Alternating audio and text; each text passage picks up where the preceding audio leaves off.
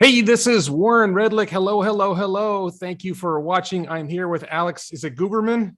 Guberman. Alex Guberman from the E for Electric channel. We had a massive clash of titans in the past, and Alex wanted to come on again. He's got me on something on Lucid Motors, and he wants to challenge me on my past position and see where I stand, because Lucid actually delivered cars when I said that they wouldn't. Alex, before we get into that, is there anything you want to say as an introduction? I mean, I already know who you are. I think most of the audience knows who you are, but is there anything you want to say for starters? No, I'm just happy to do this again. I had fun last time. Your audience had fun last time, and I figured, we should just do it again. I mean, things have changed and passed. We might as well, have some fun. Yeah, and if you want to find Alex's channel, it's E for Electric. Just go on YouTube and search for E for Electric. I forgot to put a link to his, I think I forgot to put a link to his channel in the description, but I'll do it after we're done with the live stream. I'll put it in there. But, definitely, certainly your interviews with Sandy Monroe are always interesting. So let's start with this. You wanted to call me out for my past opinion on Lucid because I said they weren't going to deliver cars. And ultimately, I made bets with people that they wouldn't deliver 100 cars before the end of the year. What do you want to ask me about that? I don't want to call you out on it. I mean, you claim was quite aggressive last time. You said they're fraud. It's a shell on a Tesla chassis. They're not going to deliver. You see now that turned out to be not true. I guess I don't want to call you out. I guess I want to ask, do you think that you would want to change the strategy of how you judge things, right? For example, like last time when I was on your show, I said, well, the reason I thought Lucid would deliver and they would deliver the range and the cars and everything is because I actually got off my ass and I went there multiple times. I saw their production facilities. I talked to their people, from the CEO all the way to the guys who are actually engineering. And, at this point, I feel like I'm a reasonably good judge of character when I'm being BS'd or not, right? Learn my lesson with Byton, right? I'm not perfect either. So I thought they were going production, but I'm older now and I've learned my lessons. I guess it's not a, let me call burnout. I mean, I invite you to maybe change strategy and maybe, look at things a little bit differently. And I know you're a big Tesla fan, but maybe just because another company possibly can do things better than Tesla, maybe they're not full of it. Maybe they actually. Let's go right there. Let's go right there. The fact that I'm a Tesla fan is not the reason why I'm concerned about Lucid. I am a fan of Rivian still. I like the Mustang Mach-E. I like the Porsche Taycan. I just watched Sandy Monroe. You love Sandy Monroe. He just had a video about his new Rivian R1T that he decided not to tear down because he likes it so much. He wants to keep it. Yeah, I saw that. So I was excited about Lucid until their reveal in September of 2020, which is where they tripped a wire. So my dispute with Lucid is not that I'm a Tesla fan and therefore I dislike other EVs. I'm a Tesla fan and I dislike internal combustion engine companies. I like EV companies. I want EV companies to succeed, but I also want them to be honest. And my read, that's a reason. I'm just saying, maybe just change a strategy on how you analyze it, look at things, and give people chances. First of all, I know Nicholas screwed everything up for everybody, right? But most of these people, they're doing it. You gotta. One of these days, I would. But you're describing it like I'm this hard on everyone, but I'm not this hard on Rivian. I'm not this hard on Arcimoto. I'm not on Rivian, and you should be hard on Taycan, by the way. Okay. We'll talk about hear that actually. Okay, so I have a couple of videos comparing Lucid and Rivian, so we could get into that. But I just want to be clear: the key distinction for me between Lucid and these other companies is we have different read on the people. We have different read on the way they are. I find them fundamentally dishonest. I find them fundamentally not transparent. I find them they brag without delivering on what they brag about.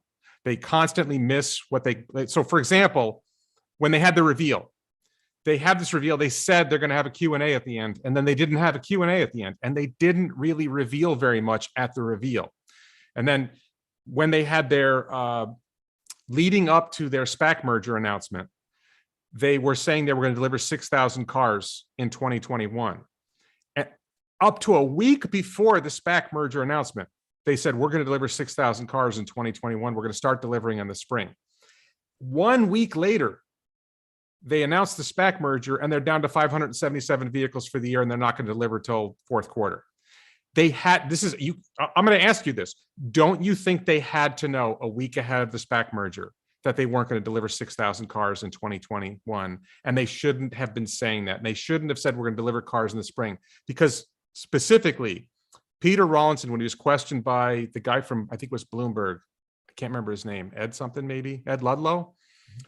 He said, Alan Mullally took a look at the car and we talked, and Alan said, it's not ready yet. We've got to wait till it's right. Well, when was that conversation? Was that conversation more than a week before the SPAC merger? And it had to be, because due diligence takes longer than a week. So don't you think that was an outright, a week before the SPAC merger, don't you think that was an outright, before the announcement of the SPAC merger, don't you think it was an outright lie to continue to say you're going to deliver cars in the spring and you're going to deliver 6,000 cars for the year? Absolutely. And it goes for almost everybody, not just Lucid. I mean, all of these companies had to make adjustments. Some of them were reasonable because, you know, supply chain, COVID, we all know that story. And some of them are shady. You know, Rivian, for example, very shady. And I have to agree with you partially because Lucid has been actually very transparent up until they went public, up until they announced the merger, which you are talking about.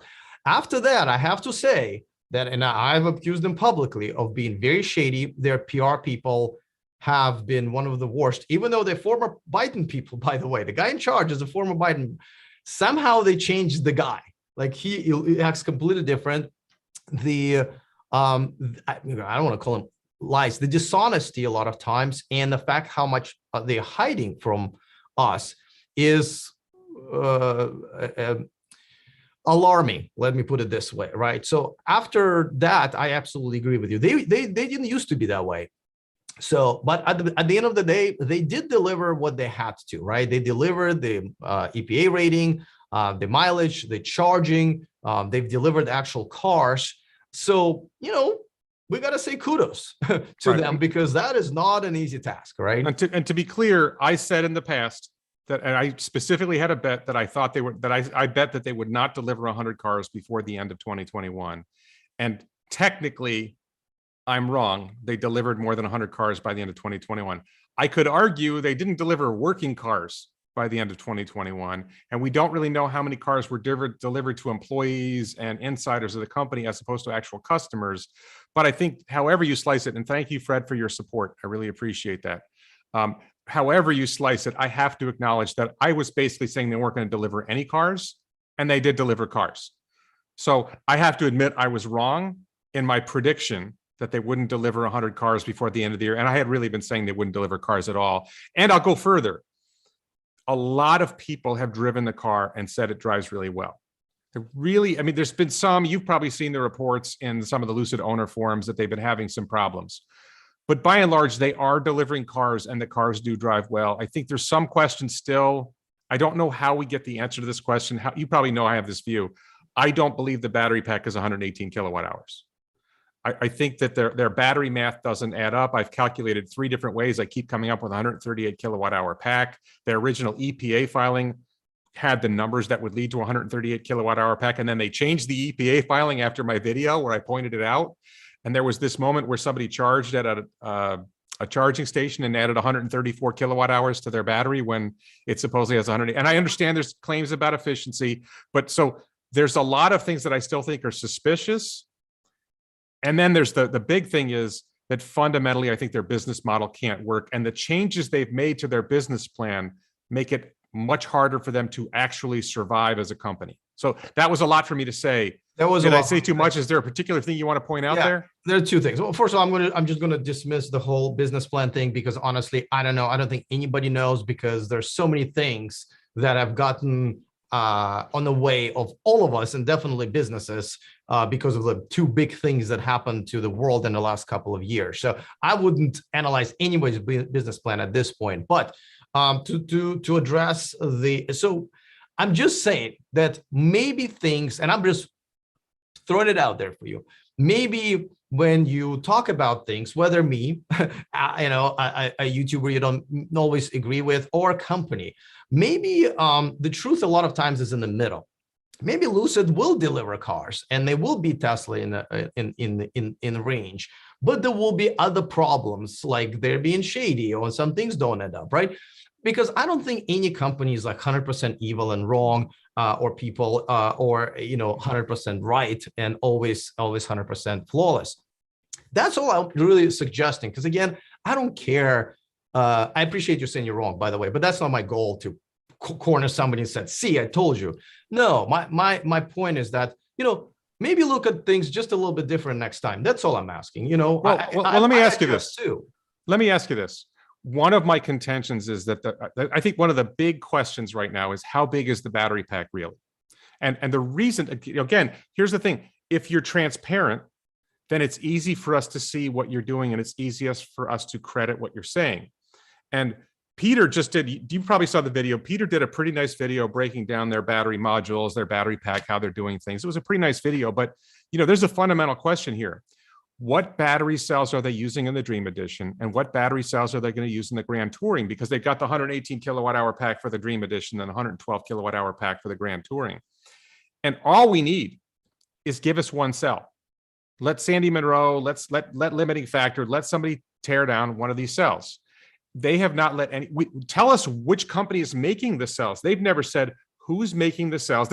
There's some press releases from the past about who was making the cells, but it's never been clear who's actually making the cells. So I'm pretty sure they did mention that. I don't remember what I think it's LG Chem, but I could be wrong. But I remember because if they didn't, that would have bothered me. And I remember they did that, clear that up.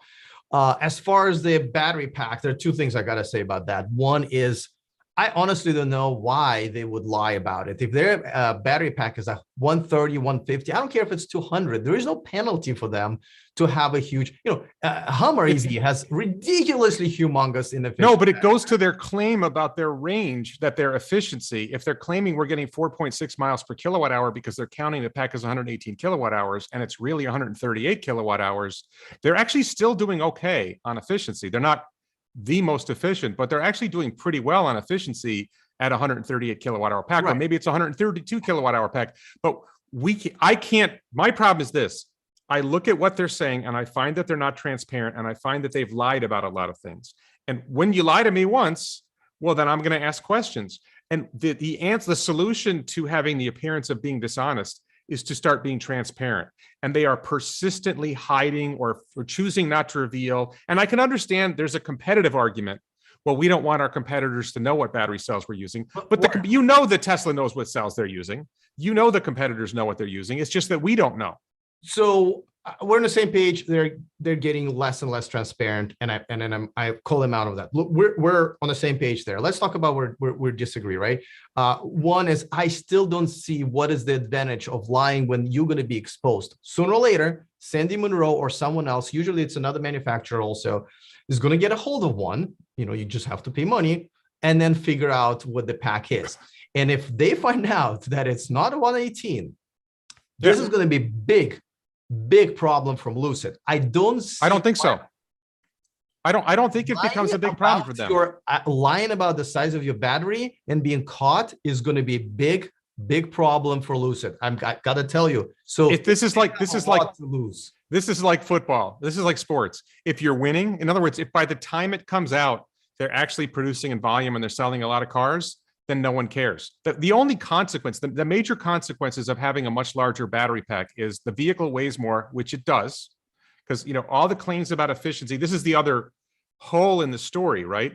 Is they claim that they're more efficient. They claim in particular that their power to weight ratio of their motor, powertrain system is better than everybody else's. Well, if all those things are true, why does your vehicle weigh like 500 pounds more than a Model S?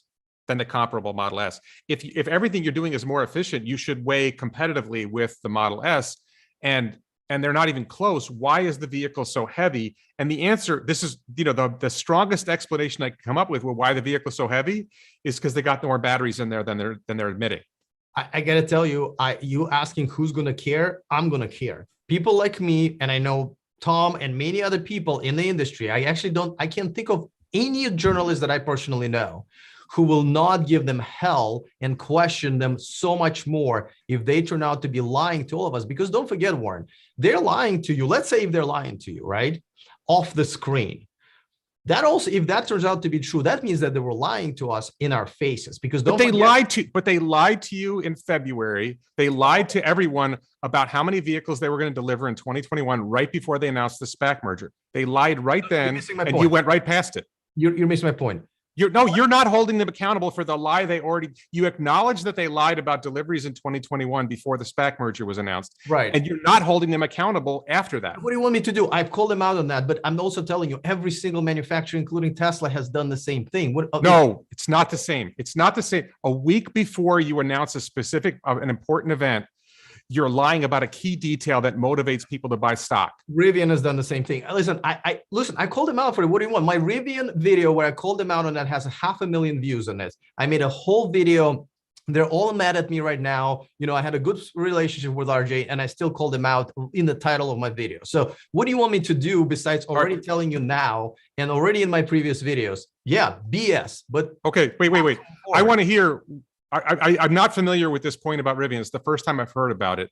Tell me in the audience, what is it that Rivian did that you find objectionable? Because I have issues with Rivian, but I'm curious what you found that really troubles you. This is all allegedly, right? So, and I made a video about it. You know how they changed pricing? They announced it. Yes. Everybody woke up the day their Rivian was 20. That was a big blunder. Yes. Right. Now, apparently there was a lawsuit filed by their former employee, which wasn't really related to this issue. But one of the things she's accused them of is saying that they knew that the pricing was incorrect, that they could not turn profit with that pricing. And they wanted to change it after they go public, which I believe, again, I'm not really expert on this, which I guess is a problem with SEC, Securities Exchange Commission at the very least. So it looks like they knew they were going to change pricing. And again, this is allegedly, and they did it anyway, and either lied to RJ or he signed off on that. That's okay. So I think the question would be, one journalist called them out on that, because that lawsuit was filed a long time ago. The girl who filed it turned out to be 100% right.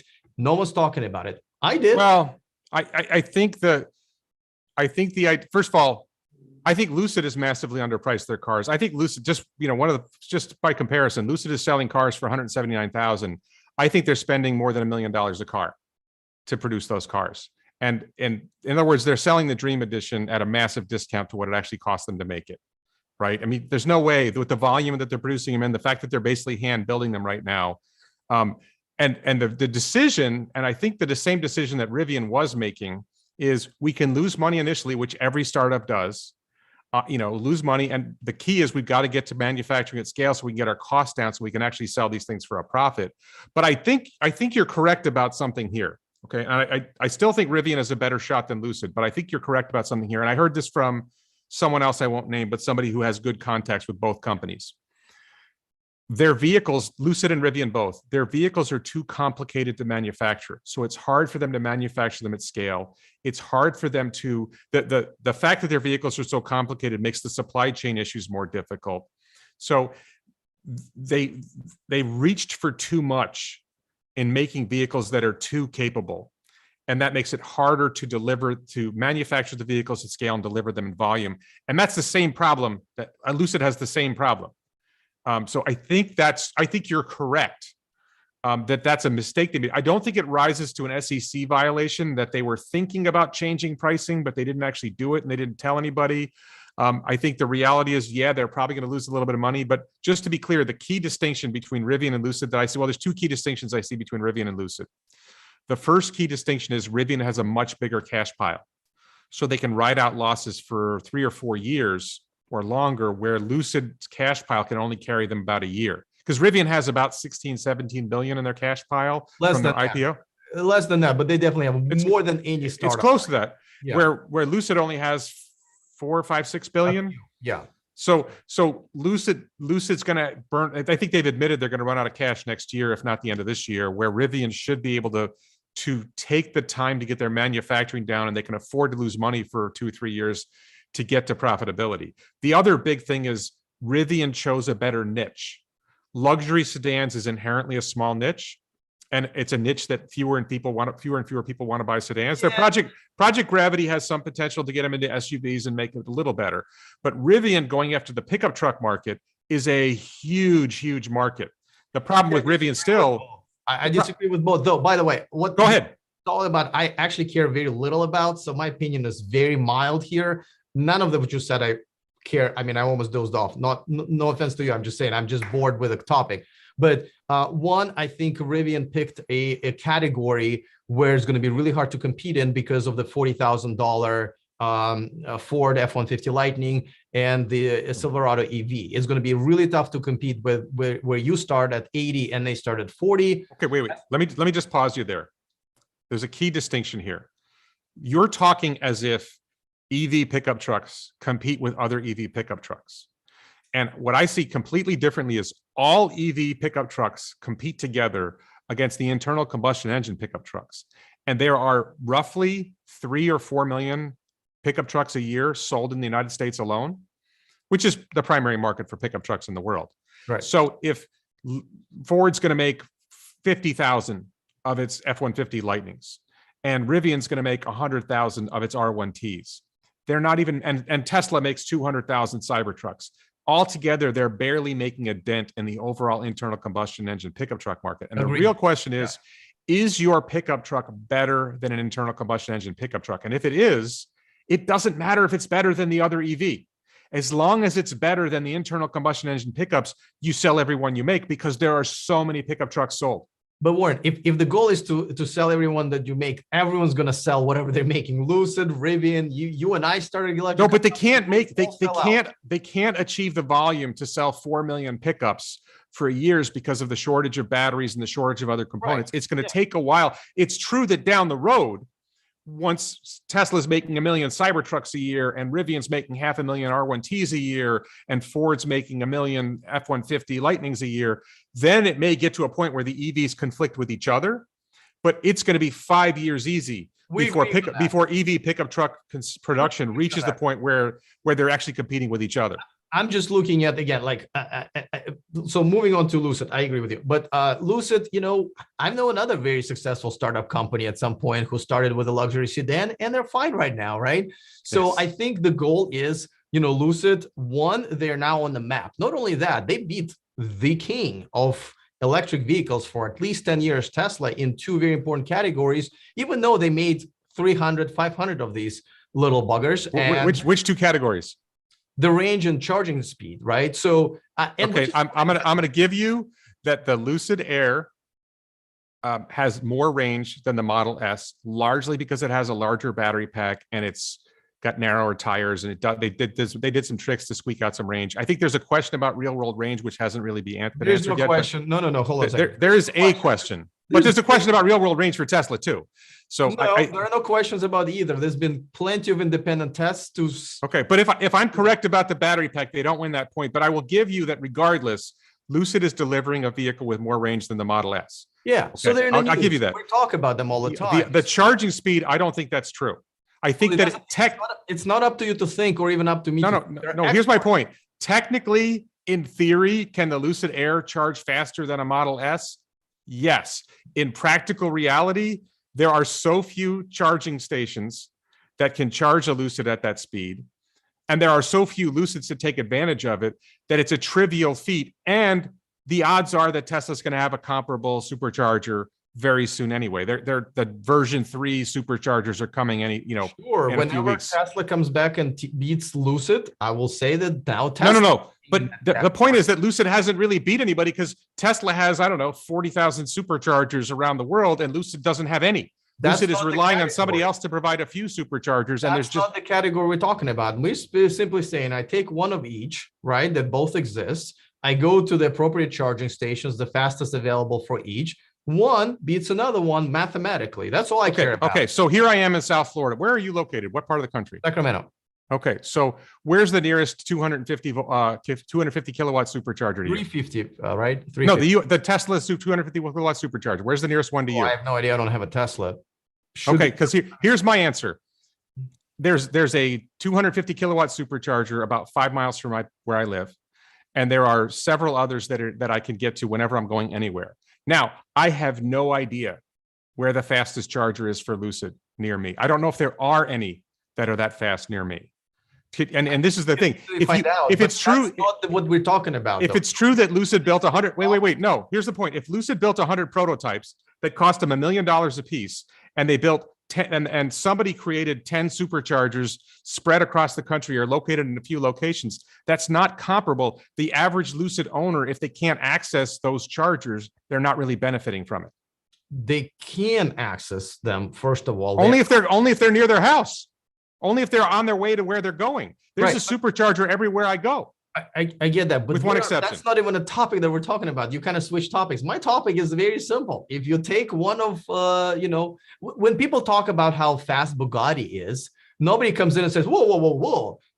How can we compare Bugattis to everybody else? They only make 100 a year. That doesn't even count, and nobody can afford them. That's a completely different conversation. What we're talking about, comparing the technology. I understand that one made a lot of units of that technology and one made very few because they're in the beginning of their lifespan.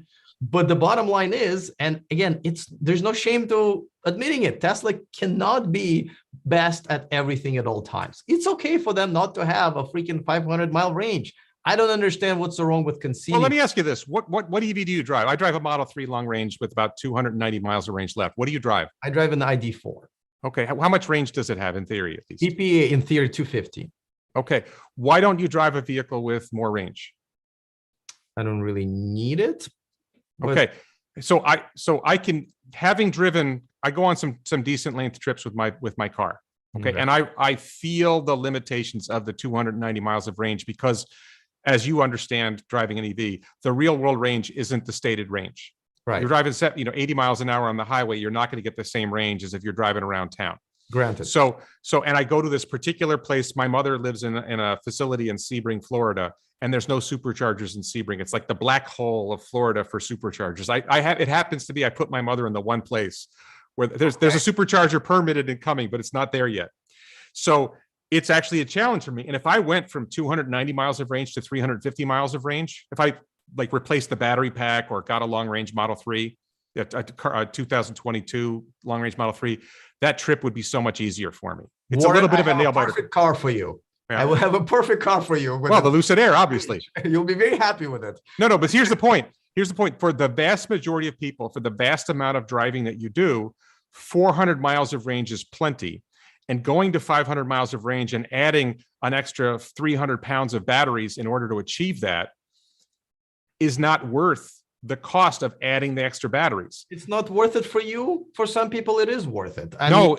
What I'm saying is that Tesla ran the numbers. You're literally quoting Elon Musk right now. I'm going on my experience driving a vehicle with 290 miles range, and I can see the tremendous gain it would be to have 350 in my daily driving, and how much even more incredible we'd have 400. But at a certain point, the extra range becomes irrelevant because I stop at a supercharger and I charge fairly quickly, and I need to stop anyway because I can't drive 6 hours nonstop. Well, to me, fairly quickly is 3 minutes.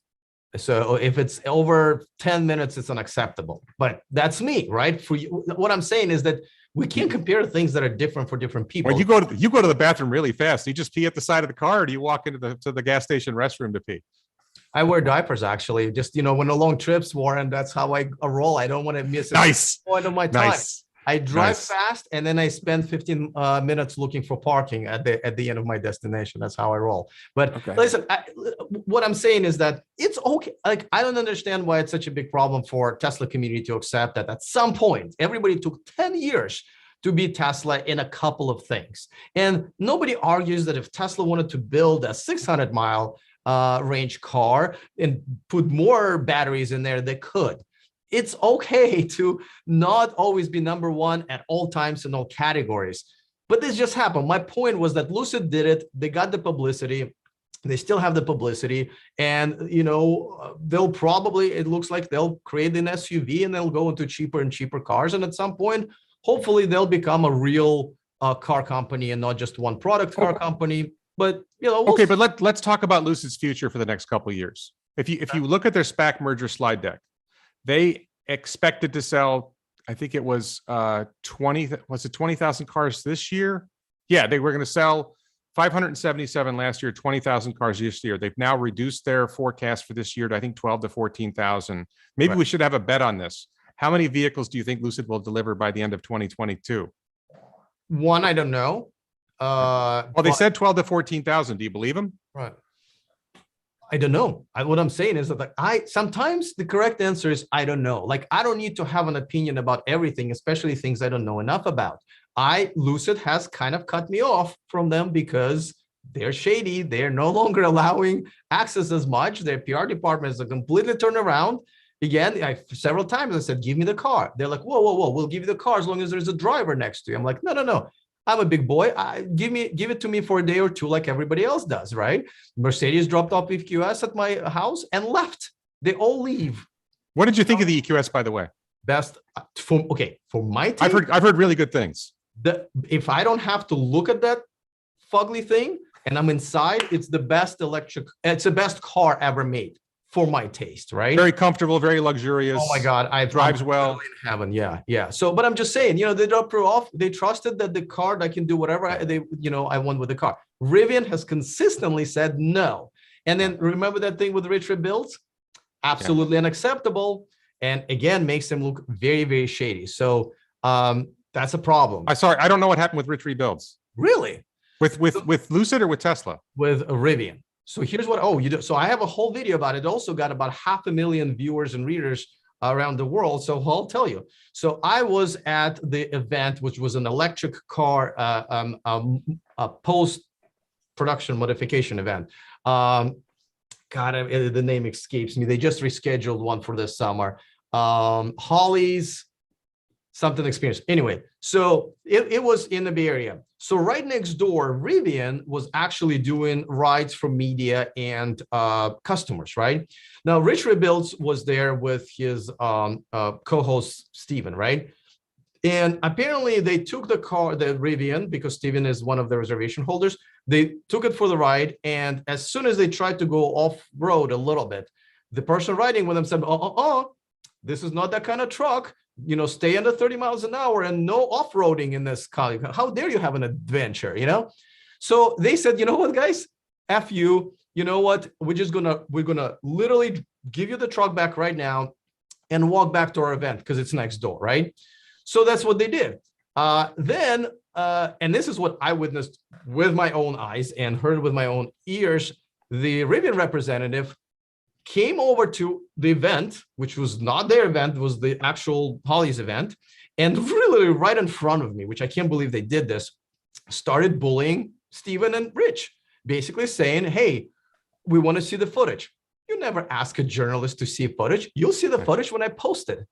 So now this is unacceptable behavior. And I'm going to say, I don't know Steve, but I don't think bullying Rich is going to work.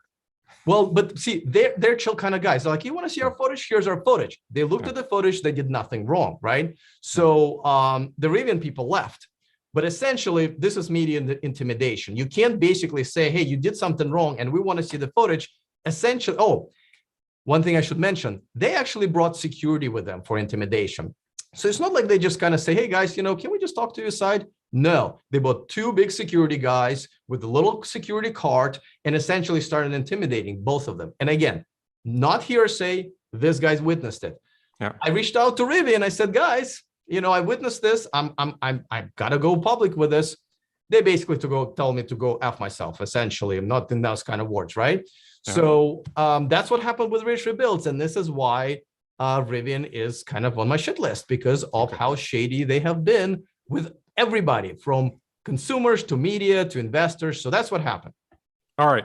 So you don't really want to talk about Lucid's future, how many vehicles they're going to produce, what the market is for luxury sedans? It's just like, is one of those things that I just don't know enough about to make a prediction, right? Okay. And again, I couldn't have told you that Volkswagen is not going to be able to make as many electric cars because Ukraine is going to be invaded by Russia.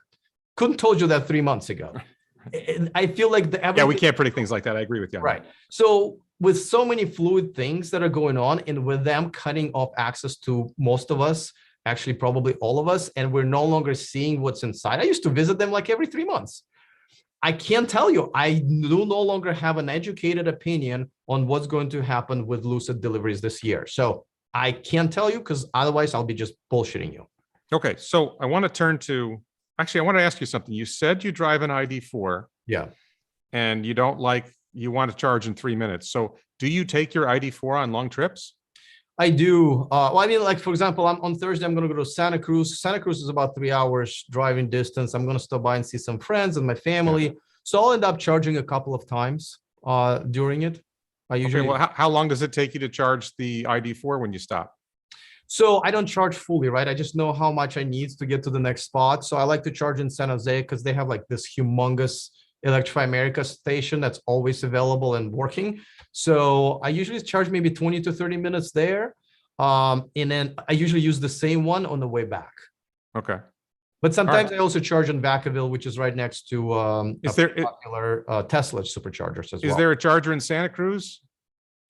Do you charge when you get to Santa Cruz, or you do San Jose to Santa Cruz and back to San Jose on one charge? Back to San Jose. Now I have stayed in Santa Cruz and Monterey area, and there are 2 different locations there. I didn't have any. Oh, I did have one problem actually. I forget which location. Just really quick, I just want to tell people Santa Cruz, California is one of the most beautiful places on earth. But go ahead. Sorry. I also will interrupt you with that and say it's the best place on earth that I found so far, and I travel a lot. It is the best place on earth. Anyway, so there was a location where at least my phone couldn't get reception very well. And for Electrify America, because I don't have like Mustang Mach-E or Lucid, I don't have a plug and charge.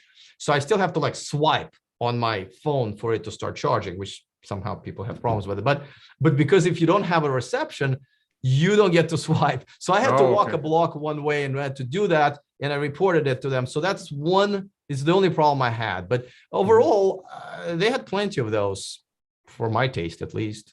Okay. All right. So one of the big questions I asked my Patreon supporters and my local supporters and my YouTube channel members, the exclusive content level and above on my YouTube channel members, I asked them if they had questions that I should bring up in our conversation. I see them in chat and listen. No, I'm not talking about them. I'm talking about. No, I know, but it's like almost these people are not even watching our video. That happens on every video. That happens on my chat all the time. So the first question, which I think you didn't like this question, but I want to ask you anyway. Rob, I actually just spoke with Rob. He lives not far from me. He asked, how do you see Lucid scaling their manufacturing? It's not that I like or don't like that question. I just care so little about it. That's all. Listen, they have a factory now, and it looks like they're expanding that factory. Scaling, the guy in charge of the factory is a known industry executive who's done this before, and he's done a great job at this one. So as far as scaling of the production, it looks like, and they have money for it still, and they're building one more factory in Saudi Arabia, which I'm not that crazy about. But as a journalist, that's his pay, if anything. So it looks like they're in good hands. It looks like they have money. And the issues that might have, if they come up, I would be disappointed, just like with Rivian, right? Why Rivian has production problems when Ford is one of their investors, I don't know. Why they didn't have a chief operating officer for all this time, still don't. They just hired one from Magna in this most important operating period of time. I don't know. So if Lucid has a production ramp up issue, it's theirs to screw up. They shouldn't. But that's all I can tell you. But this is my point earlier that I heard from this other guy who knows people inside both companies, that they've designed the vehicles to be too complex, and the complexity makes it hard to manufacture at scale. And the same person was saying that this is one of Tesla's key advantages, is they figured out how to make the vehicles simpler to make, and that makes it easier to scale production. It also makes it easier to deal with supply chain problems. If you have a simpler vehicle with fewer parts, then it's less likely you'll have a part missing that stops production. That's the question is, I have a variety of concerns about Lucid Motors, and one of them is I don't think they can scale production in order to be able to produce vehicles in sufficient volume at sufficiently low cost to actually make money on the vehicles. And their SPAC merger slide deck suggested they were going to start making a profit within a couple of years, but now you push back and you're instead of delivering 20,000 vehicles this year, you're going to deliver maybe 12,000 or 10,000. you're pushing that profitability back another year or two, and they got further and further problems. I mean, I don't disagree with you, but let me actually answer a quick question, which is one of the few good questions that I see in the chat from Marcel. He says, how do you not care about scaling manufacturing? It's not that I don't care for it. It's out of my control. I can't predict it. What I said is the most educated guess I can tell you. So I can't be bogged down by this because I just don't care. My channel is about consumers, about what consumers care about. Consumers rarely care about how a company scales their manufacturing. They only care about, is that car at the dealership or online that I can buy? Right, but if you don't scale manufacturing, the car won't be at the dealership. Then it won't be at the dealership, and I'll report on that. What I'm saying is guessing how they're going to do it without me being able to talk directly to their VP of operations is an empty answer. So that's what I meant by I just don't care about it, because I just don't know enough about it. We will see. There's nothing me and Warren can do about it, Marcel. Sorry, okay. That's all. Okay, so the next question I had was, do you see Lucid having some kind of clear advantage? The question, the way it was worded, this is from Chokanen, one of my supporters, was, do you see that Lucid has some kind of clear advantage over Tesla? I actually don't like the question, because I think the real question is, does Lucid have, because I don't think they compete with each other. I think these EVs are always competing with internal combustion engine vehicles. So they're both competing with the S-Class. And Lucid generally said that they're competing with the Mercedes S-Class. They're not trying to compete with Tesla. Do you see that Lucid has some sort of clear advantage that gives them the ability to compete, whether it's with Tesla Model S or with the Mercedes S-Class or the Mercedes EQS?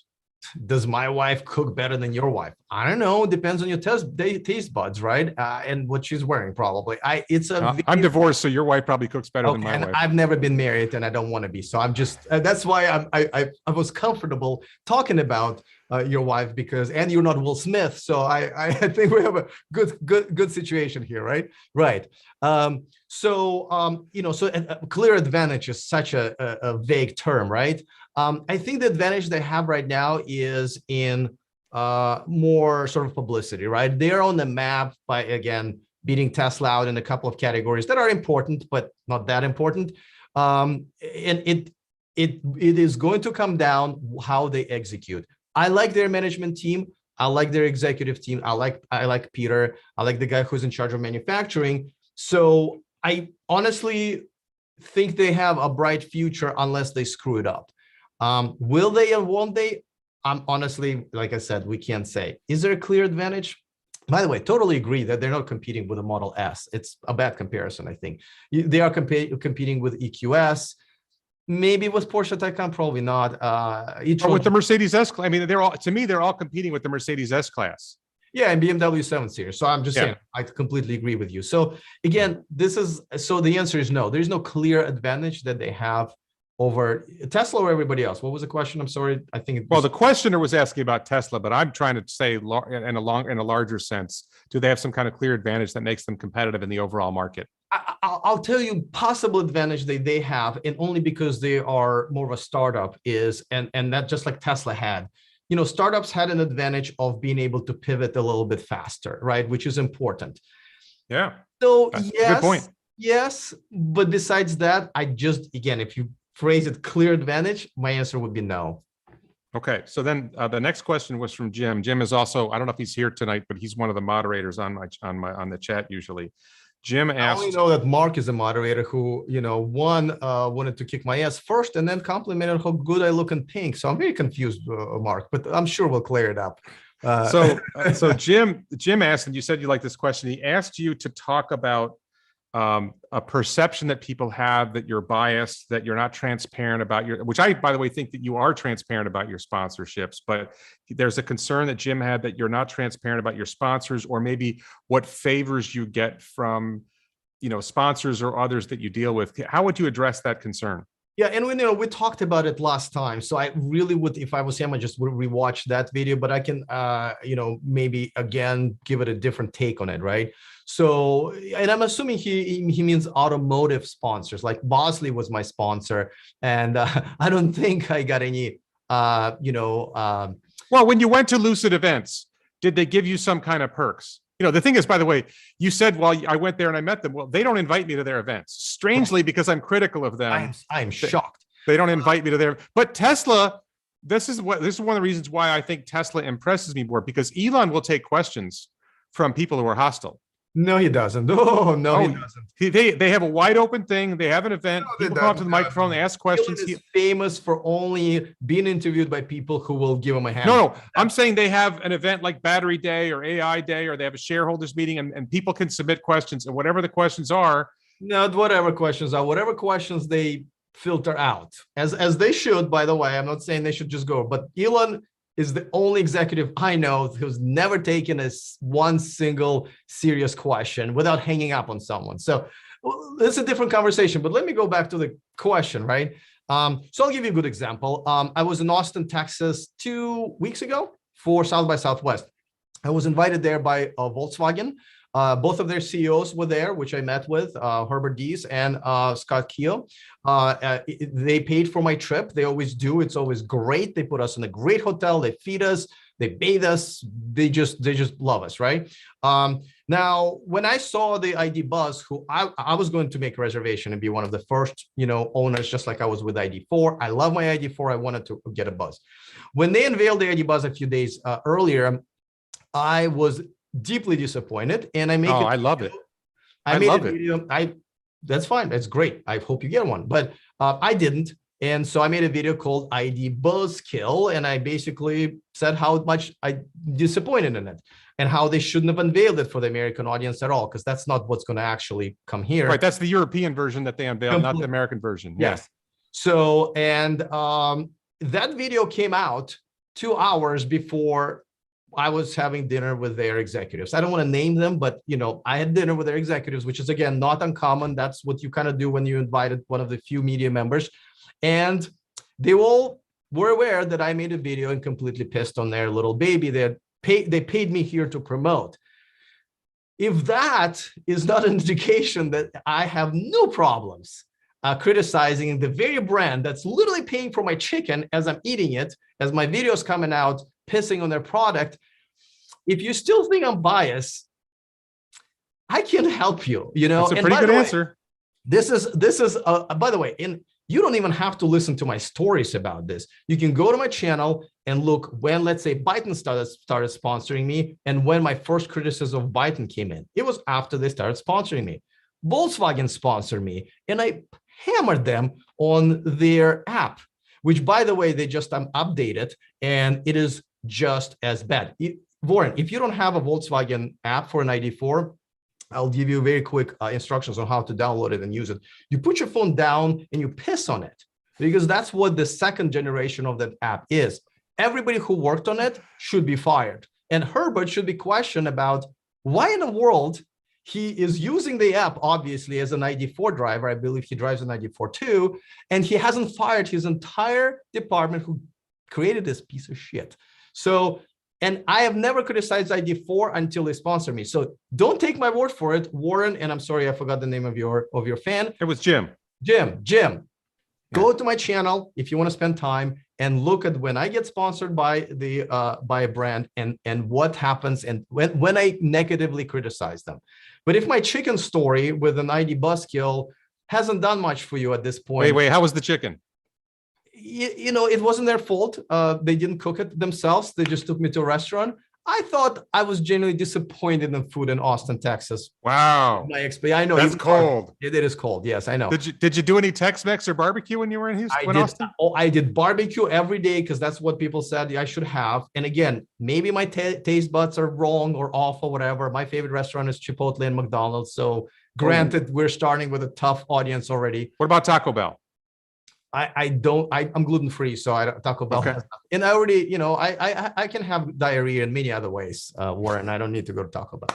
But I have verbal diarrhea. I hope I put that to rest. And I know you yourself, that's how we actually met each other. Is, you thought that I was basically selling out to these companies. But, and by the way, watch Volkswagen sponsor me again. I'm not guaranteeing this. I'm just saying, or at least sponsor my trips. These people don't trip over it. Right? Yeah. They know there will be criticism. And if anything, they want to invite me the next time so they can maybe clarify something or show me something I didn't see. So I hope that puts this to rest. But again, don't listen to my stories. Go on my channel and watch my videos, do a little timeline and see what happens. Okay. By the way, let me do one really quick. So I haven't talked negatively about VinFast yet because I don't have anything to talk negatively about. They are my sponsors now. I'm actually going to Vietnam next week to do what I promised to you, Warren. I do. I don't just talk out of my ass. I don't watch other videos or whatever and read and create an opinion. I'm going to go there. I'm going to talk to their CEO. I'm going to talk to their executive. Wait. Just before you go into that, I think I know what you're talking about. I'm pretty sure my audience doesn't. VinFast is an EV maker in Vietnam, right? Yes, they are a maker. They're already making cars and electric cars in Vietnam. They're targeting end of the year, which I think is going to be beginning of the next year, to actually have 2 electric crossovers here in the United States. Yeah. Okay. So, and you're going there to check it out for yourself. I'm going to see the factory. I'm going to talk to people, which I think is the most important thing. I'm going to drive their cars. I'm going to talk to their CEOs. Both of their CEOs, the global one and American, both women, by the way, have been on my channel. So that's what I do. So when I have an opinion about something, it's not because I just pull it out, right? I actually went there and I'm going to go there and I'm going to form my opinion firsthand. Cool. When are you going? Monday is when we're leaving. Oh, you're going soon. Okay. Yeah. I was going to ask for a +1, but I think that's going to be that's out of the question. That sounds like a fun trip. Or nothing would make my day and a week really than to travel with you to a foreign country. No, I actually, I'm just like, I think that would be, I've never been to Vietnam, and that I am kind of interested. I think VinFast sounds like a really interesting prospect. Yeah. So Thomas asked about you had a video recently with Sandy Monroe where I felt that your video title did not accurately describe what Sandy said, and I thought your editing was a little careful. I felt that Sandy was saying that cameras are crap compared to FLIR, right? The forward-looking infrared. No. That's not what he said. Well, no, hang on. I'm saying that's what I heard. Oh, okay. The way you depicted it in your headline and your title and the way you talked about it, it sounded like you were saying Sandy thinks that Tesla FSD is crap. So before we go any further, listen, your moderator really can't spread bullshit in the comment section, because otherwise you probably shouldn't have them. VinFast is not made by Magna, Mark. You are not correct. But anyway, it's unbelievable. How do you know this guy? Like, this guy is talking out of his ass for the entire thing, and he's a moderator. But okay, just got to call him out on bullshit. That's all. All right. At least he likes my pink shirt. So I guess just let the chat people have their fun. Yeah. Okay. So this moment where you made this video and you made it look like Sandy said Tesla FSD is crap, and the way I heard what he actually said, he was commenting that he thinks FLIR is a better forward-looking infrared instead of regular cameras, that he thinks that is the future, and that cameras and all the other stuff, LiDAR, radar, whatever, are inadequate compared to FLIR. I'm just saying that's what I heard. But the question that Thomas had was, what is your background to be able to have an opinion on Tesla's FSD system? Where do you get the authority to comment as if you know something about self-driving cars? Fair enough. So let me ask you to answer a couple of things that you said first. First of all, I don't edit Sandy's videos pretty much at all. The only time if we take something out is if he said something that then later on his staff told me that maybe goes against some NDA they have signed before. So we don't want to get him in trouble. So that's the only time when I edit. That video, I believe, was not edited at all. So there's no way to accuse me of shuffling things around. I actually generally don't edit his videos in terms of, like, I'll put a B-roll on it, right? And we switch cameras and stuff like that, but we don't actually take pieces out or move them around. I mean, that would be dishonest at the very least. Secondly, don't forget, Sandy watches his own videos, his staff watch the video, his fans watch the video. There's no way I can get away for some reason. Like, I like Sandy a lot, so I would not do that to him. And if I did, he would catch on very quickly and call me out on that. So you think that you're telling me that Sandy Monroe thinks Tesla FSD is crap? I can't speak for Sandy. No. That was the title of your video. Right. So, well, but I mean, I quoted him. He basically, when I asked him about. Okay, I'm saying he said that using regular cameras as opposed to FLIR, that regular cameras are crap. You made the title of the video that Sandy Monroe thinks FSD is crap. Well, like I He said, did not say FSD is crap. He said that cameras are crap. you want to read the title again? I'll have to look at it again. Look at it again. That's not what I said, but looking at it again, go ahead and Google it right now. But I will tell you meanwhile that the conversation wasn't about cameras. There's nobody saying, there's no sane person in the world, and no expert that I talk to, and no company that makes self-driving software that believes that cameras are unnecessary. The conversation is never about cameras. The conversation is about what needs to complement and work with vision. Okay, wait.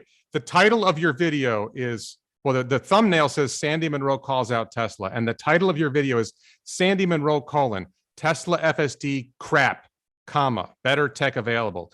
Your headline indicates that Sandy Munro said, yes. All right. Okay. Your video suggests that he said, and then your description says Sandy Munro calls Tesla's FSD full self-driving tech crap and insists there's a better technology that should be used by Tesla and others for better self-driving technology. You wrote that Sandy Munro called Tesla's FSD crap. Right. Not specifically the camera. This is what I'm saying is what he said is that the cameras are crap and that FLIR is better. But you said he said Tesla's FSD is crap, which conflicts with when he interviewed Elon. He was going on about how great his experience with FSD beta was. I can't talk for Sandy whether he changed his opinion or he maybe not carefully worded his position. So I can't talk for Sandy, just like I wouldn't talk for you. If somebody asked me what happened at the interview, go look at the tape. My impression of what he said, and that's what the title and description came from, is that essentially my impression was that Sandy believes that instead of radars or lidars, or not having them at all, that looking infrared, forward-looking infrared, FLIR. Forward-looking infrared is a technology that needs to complement cameras. If he thinks that cameras need to be removed, I would be surprised, and that means I misunderstood him. But from what I understand, nobody's arguing about cameras. I don't see how cameras are bad. They're cheap and they're great. It's what should complement the, because, in my question, if you listen to the question, I'm talking about how Tesla has struggled without radars, with, phantom braking, which is the problem they're having right now. No, wait. I've been driving Tesla FSD beta since when they had radar. Yeah. I've been driving FSD beta when they were using radar and now when they're using Tesla Vision, and the phantom braking issue, the phantom slowdown issue, I would call it now, is better than it was when they were using radar. The problem has gotten less since they stopped using radar. You're having a great experience, but I can only go by what I see. And what I see is I have about 80,000 membership in my Tesla groups that I moderate, and I look at every single post. I can tell you it's been a big problem lately. And I don't remember having ever seen that problem even a year before. So this is just my little 80,000 member sample. I'm glad you're not having that problem. But so what qualifications do you have to understand what Tesla is doing in FSD in terms of their artificial intelligence, their vision system, the way they model the world, the way they perceive the world, the way they do their planning, the way they do their mapping, the way they do their control systems? What is your innate expertise or your experience in life that qualifies you to have an opinion on this stuff? Yes. And by the way, I don't have any either. Yeah. Well, no, I think I have some. So I've been around artificial intelligence for about 20 years now. So I don't want to bring friends and family into this, but one of my friends or family has been one of the biggest experts in AI, even 20 years ago.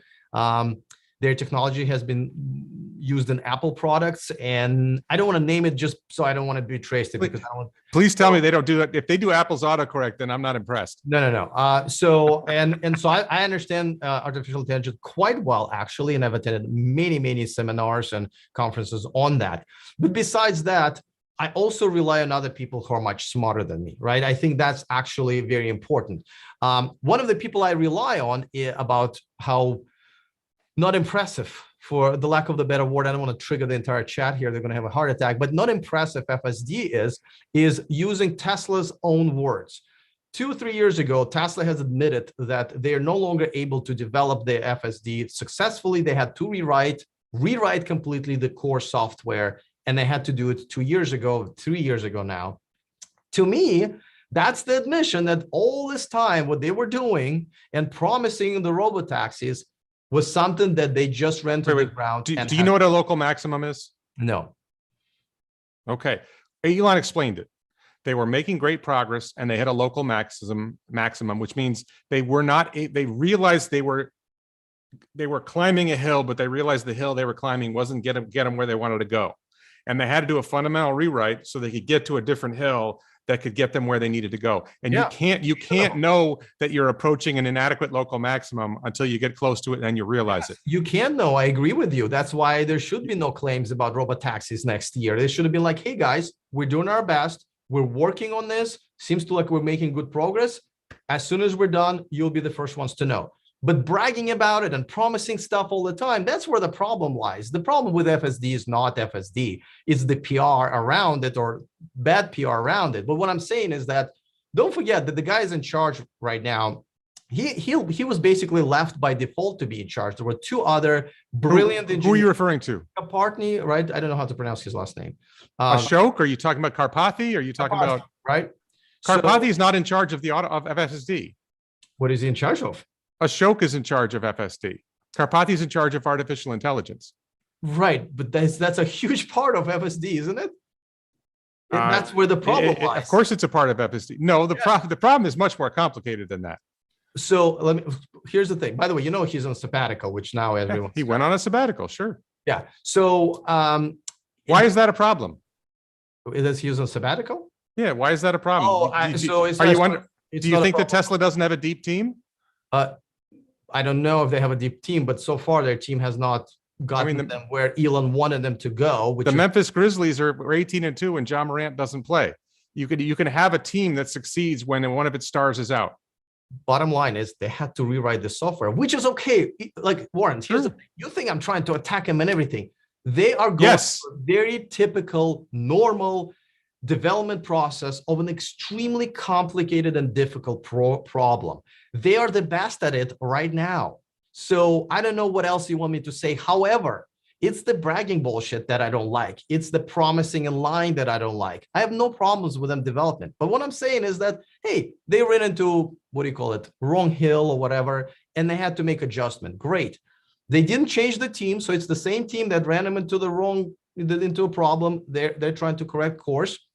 That's questionable. I hope they make it work, by the way. I really do. But it looks bad. So you asked me what expertise I have. I'm relying on Tesla's expertise that themselves said, hey, we went in the wrong direction for a second. We're going to correct term. Cool with me, but I'm going to use it against you when you're going to tell me how you are going to achieve everything right away and you're going to be the best at all times. Okay. So there's Thomas's other question was, why does it seem like you have so much hate for Tesla? I don't know why it seems that way. I think it's also perception. I think when you're a huge Tesla fanboy and you essentially part of the cult, well, you're talking to me, so I'm not really sure if let's just take you out of this. In generally speaking, if you're a huge Tesla fanboy, you're part of the cult essentially, which means that you believe that Elon Musk is God. He can do no wrong. Tesla is the best at everything at all times. Now you're part of the cult. So whenever somebody says even a little bit wrong, your brain cells are not developed to have critical thinking. So you're not thinking like, okay, maybe this guy has something, right? Maybe I should look into it. Maybe he's right. Maybe Tesla is not that great. Maybe Elon Musk is not good predicting COVID trends, which is okay. Wait. Who was good at predicting COVID trends? Not you. I was when I said I don't know. I said I don't know. That was that's not a prediction. That's 15 days to slow the spread. Was that a good prediction? Listen, that's why I'm not in business of predicting. Neither is he. Neither why. That's why he shouldn't have been tweeting that crap out. But what I'm saying is, it's okay for him to be wrong once in a while.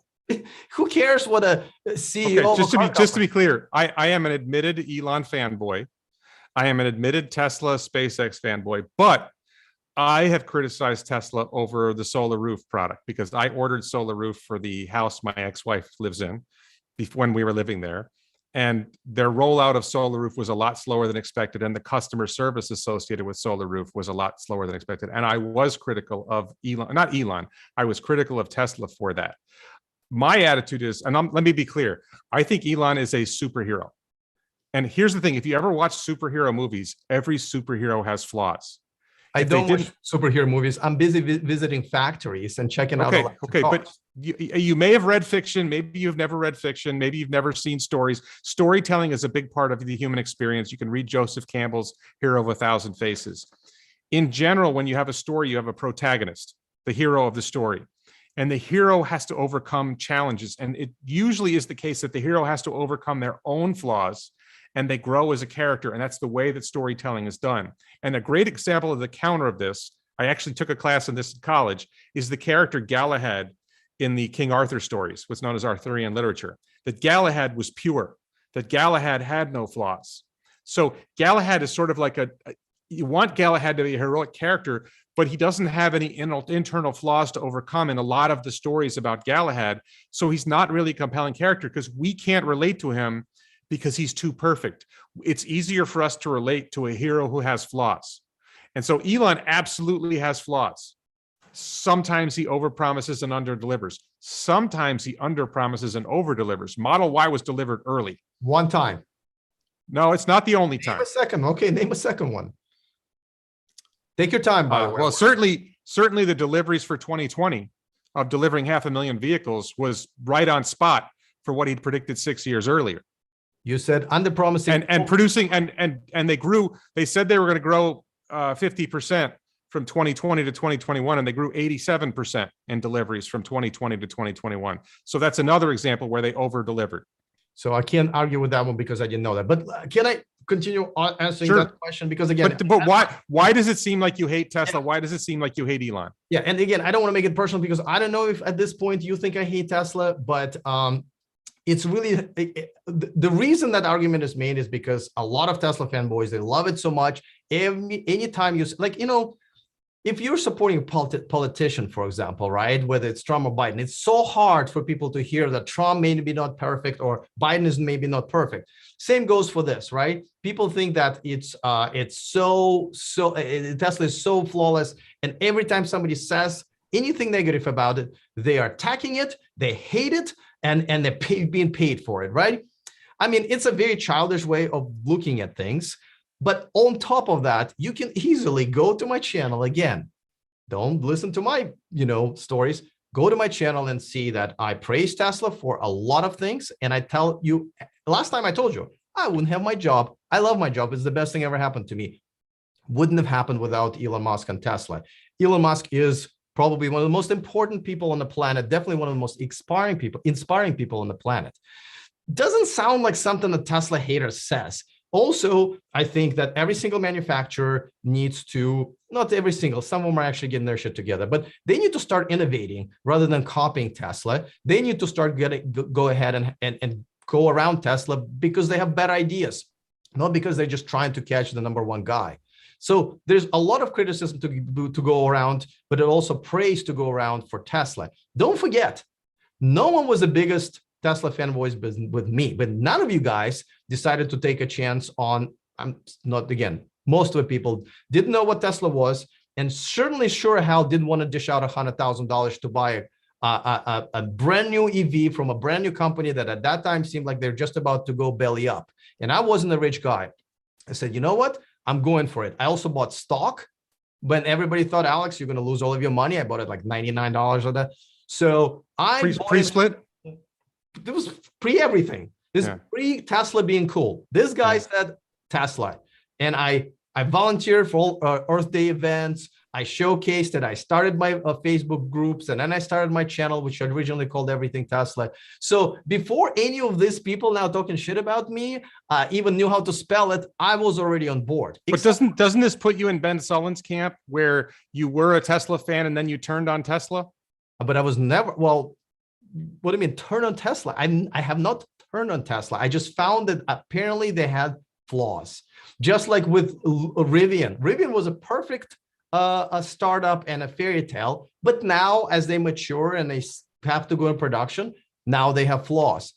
I feel like with everybody, when I was a baby, Warren, I was a perfect baby. But you know what? Now that I'm 45, I got some flaws.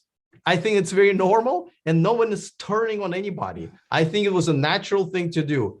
Tesla was great in the beginning, loved it. And at some point, I saw some issues with it. At some point, I started liking some other electric cars. And that's where I'm at right now. I don't love Tesla. I don't hate Tesla. If you think that I hate Tesla, you don't understand my channel. But when you talk about Elon Musk, you just said some very nice things about him, but you also seem to accuse him of being a liar a lot. Yes, both are true. It's okay. He's not a perfect human being. He says some genius things. He does some genius things. I really look what he's doing with Ukraine right now. He's providing internet for Ukrainian troops so they can figure out how to fight Russian troops, right? I mean, that is a major thing. If one person would ever do just that one thing in their lives, they're a historic figure. Elon Musk is just an afternoon for him. So absolutely, I think he's one of the most important people on the planet. But he also says a lot of stupid things about things that may not be talking about. And he's just not that nice of a person on top of that. I also think he got caught into being a very rich person and catering to investors rather than, throwing some money and be nicer to consumers. And that's understandable too. That happened to almost every single rich dude. What do you mean by that? What is this? Where is he screwing consumers and favoring investors? What are you referring to? I think Elon should have invested more and still does into customer service, service centers. It's awful. The customer service is insultingly bad. It won't take much to hire a few extra people answering phone calls. One of the last things. Did you hear Zach Kirkhorn talk about this on the quarterly investor call? I think it was the Q3 investor call. No. Okay, so this is I feel like the Now You Know guys are heading down the path you're on. Ben Stallings made the same point, and you guys just don't get it. Okay. Number one, we have a difficult labor market.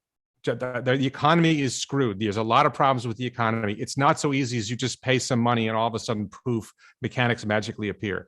Number two, they are increasing the number of service centers. Number three, they are focusing on improving their manufacturing so that the vehicles need less service. And number four, as Zach Kirkhorn said, they are seeing results. It is getting better. It's not perfect everywhere, but they've made a lot of progress. And so here's the problem, okay? You sell 2.5. Hang on. Criticizing. Hang on. You were very quiet, but no. Wait. Tesla, all of a sudden, it's a problem. No. You sell 2.5 million cars. Okay. If 1% of them have a problem, that's a significant problem. You have 25,000 bad stories. And the problem is the guys who are making this criticism about service centers, as if other car dealers have this great reputation for wonderful service, as if car dealers in general suddenly have this fantastic reputation for service. But here's the thing. What's happened is guys like you and Ben Sullins and the Now You Know channel. Okay, you got to stop missing me with other people. I don't know. I mean, I don't follow these people. By the way, because you're doing the same thing that they did. Well, you pick out stories. You're doing the same thing that they did. You pick out a story. But I'm not. I don't talk to Bill. So I actually don't have. I'm not saying you talk to them. I'm saying you're doing the same thing that they're doing. That you identify a story where Tesla has somebody has a bad customer service experience with Tesla, and you say, "Poof, Tesla has a customer service problem." But here's what you're not doing. Here's what you're not doing. What you're not doing is you're not comparing the numbers. How much of a customer service problem does Tesla have compared to this other company, and how do you measure that? You can't do it. You don't try to. How do you measure Tesla's customer service problem versus some other companies? How do you measure it? I go to my Volkswagen. I have a Volkswagen Passat. You ask me a question. Wait. I drive a Volkswagen Passat. Whenever I get an oil change at the Volkswagen dealer, they suck. 3 hours to get an oil change. Pain in the ass, terrible customer service, terrible communication. All right. But you know what? I've never had a problem with an oil change with my Model 3. Okay. Never once have I had a problem with my oil change. Recommend against it, but okay, I'll tell you. So again, you can tell me all the stories that happened or not happened to you. That doesn't mean that it doesn't happen to everybody. I can tell you my story. Every time I came to Tesla service in the last 3 years of owning a Tesla, not a single time somebody came out even to greet me. And every time I go to whatever, I had a Chevy, now I have Volkswagen. If anything, when I pull up, they come out and greet me. So if you want to swap personal, anecdotes, then I have a No, complete. but this is my point. I can go by my personal anecdotes about my experience with So Volkswagen. let me tell you how. But where do you get numbers to be able to say this Right. company has better customer service than that company? Yes, I will tell you where I get numbers. I just told you I have like 80,000 members in my Tesla groups, but I also run other electric car groups, and I also look at what they post about their cars. Okay. But that's not statistics. That's just a whole bunch of anecdotes. But nobody does statistics of what great customer service people provide. Sure, they do. Them. Well, who has the best brand loyalty in the industry? Brand loyalty has nothing to do with customer service. Okay. Of course it does. If you have terrible customer service, it hurts your brand loyalty, doesn't it? You are no longer loyal to, you no longer have loyalty to Tesla because you did not like their customer service. You are the perfect example of this point, that if Tesla has terrible customer service, they're going to lose brand loyalty. I'm a perfect exception because no one I've ever heard of, except for me, left Tesla for the customer service. Everybody takes up their butt many times from Tesla just so they drive a Tesla. Same thing with BMW. BMW has, at least when I had a BMW, had an awful service, but everybody wanted to have the BMW thing on there. So, it's like, I know this one guy who's dating this absolutely gorgeous girl, and she treats him like crap, but he wants to walk into the room with a perfect blonde. So everybody goes like, wow, right? But she treats him like crap and cheats on him. Same thing. Brand loyalty is 100%. How dare you say that about my girlfriend? Oh, sorry about that. He's here to hear that. But am I going to get slapped again, like Chris Rock style? So you know what I'm saying? So like brand loyalty has nothing to do with customer service. I am one of the few people who ever leaves a brand or a restaurant because I'm being treated like crap. Most people are more than willing to be treated like crap or don't even know they're being treated like crap. Look at all these people who got their loans to get their Tesla, who sold their previous cars to drive a Tesla, and then within a week of their delivery saying, sorry, man, your delivery is now 3 months from now, unless you give us $12,000. How's that? I mean, what other company has done this besides Tesla over and over and over again? And I have not heard one time in my group of 80,000 members that somebody canceled their reservation because they were being treated like crap as they're posting about how they're being treated like crap. And that's perfectly fine. Good for Tesla. But count me out. You think that poor customer service does not affect brand loyalty in general? In this case, no. Oh, in this case, no. Absolutely. Well, no. In general. Think no, that, I can't. Why do other companies have such poor customer loyalty? Why is it that Tesla's brand loyalty is at 80% and the closest to them is Lexus at 50%? Why doesn't Lexus have better customer loyalty than that? I'll answer you, because Tesla is more than a company. I mean, it's literally a cult. They have Elon Musk as a celebrity, supreme leader. So that's why it doesn't matter. Okay, so it's not just that you hate Tesla. It's that you have a very dim view of Tesla fans and customers. Tesla fans. You think Tesla customers are all in a cult? No. I think Tesla fanboys are in a cult. That's why we call them fanboys. But the brand loyalty is the customers. You think Tesla customers are in a cult, and that's why their brand loyalty is not affected by poor customer service. No. There's people who are in a cult. The 80,000 people in your forums who own Teslas and talk in your forums, they're all in a cult, but somehow they still follow you. No, they're not. But I just told you twice that they're not in a cult, and you keep saying that they're in a cult. No, but you said they don't lose brand loyalty because they're in a cult. I will clear myself up. Ready? I will clarify it. Maybe it's my accent. Maybe it's my poor English. But I will clarify myself. People who are in your chat are mainly Tesla fanboys. There's no way I can reason with them just judging by the comments there. There have been some Lucid fanboys too, but yes. All right. So, but people in my groups are mainly regular Tesla, people who love Tesla. And they're saying that if I have to be treated poorly by, having all this switcheroonie, I'm ready to go through all of that because I want to be part of the club. Or I like Tesla for a certain feature, or I just want to drive a Tesla. They're not Tesla fanboys, but they're willing to lower their standards in terms of what the customer service is because they have high standards of what kind of car they want to drive in terms of technology. And there's nothing wrong with it. They're not Tesla fanboys. They're just customers who picked brand loyalty over customer service. And I'm okay with it. So what you're saying is the cars are so good that even though the customer service isn't that great, the fact that the cars are so amazingly good outweighs the poor customer service. That's what I heard you say. Okay, well, that's too bad because that's not what I said. Well, you said they like the technology. Some like technology. Well, the some people who like- don't lose their brand loyalty love Tesla's technology so much that they don't allow the poor customer service to take away from their brand some like loyalty. technology, some like performance, some like looks, some like showing off in front of their neighbors who also have Teslas. There's so many different reasons. Don't just, you like to like generalize thing and make it black and white. I'm telling you, it's just more complicated than that. Well, why don't Lexus owners have the same brand loyalty that Tesla owners have? Because it's not a thing. Lexus is a brand. Tesla is a lifestyle. It's belonging to this community. It's driving the cars that have technology. It's having Elon Musk, steer the ship. It's way more than a brand. And you know that. What do you think of this analogy that Tesla is an iPhone and all the other cars are flip phones? Well, I think it's Tesla is an iPhone and other companies on Androids. No. They're flip phones. That's what I'm saying. That the fact that I can charge in my garage is just a dramatic difference. I'm not comparing them to other EVs now. I'm comparing the internal combustion engine industry. Lexus doesn't really have an EV, right? Lexus is number 2 in brand loyalty. They don't really have an EV of significance. Correct. I think they have some hybrids, but they don't have real battery electric vehicles. I can charge my car in my garage. I never need an oil change. I never need to worry about a muffler. I never need to worry about changing the transmission fluid. There's so many things. And then it's fast. It corners great. The low center of gravity of that battery pack just makes the vehicle feel so great on the road. The nav that if I'm going on a trip, it tells me where to stop to supercharge and how many people there, how many open stalls there are at the supercharger. The low cost when I go to a supercharger. Actually, that's an interesting detail, by the way. When I go to a supercharger in Palm Beach or Broward County before 10 a.m., I pay 19 cents a kilowatt hour. If I went to a charger that would be serving like a Lucid or a Ford Mustang Mach-E, it might be 43 cents a kilowatt hour, higher than even Tesla's peak pricing. So there's the over-the-air updates, the fact that I can watch YouTube in the car. You just went to a completely different direction. I thought we were talking about iPhone. No, what I'm saying is the Tesla is like the iPhone because it has so many advantages over other cars. All right, I'm ready. That it's like the difference between an iPhone and a flip phone. It's not just the difference between an iPhone and Android, because me personally, I don't think iPhone and Android are that much different. I think there's some advantages to iPhone. There's also some disadvantages to iPhone. So the camera's better on the iPhone.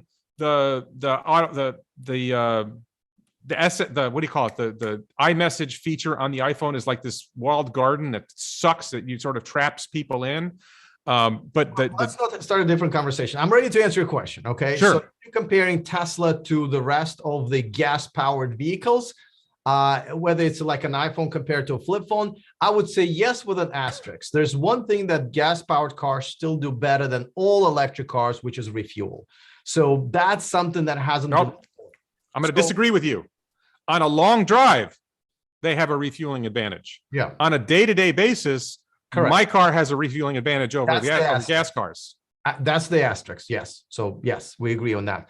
So, but other than that, yeah, I absolutely agree with you. So yeah.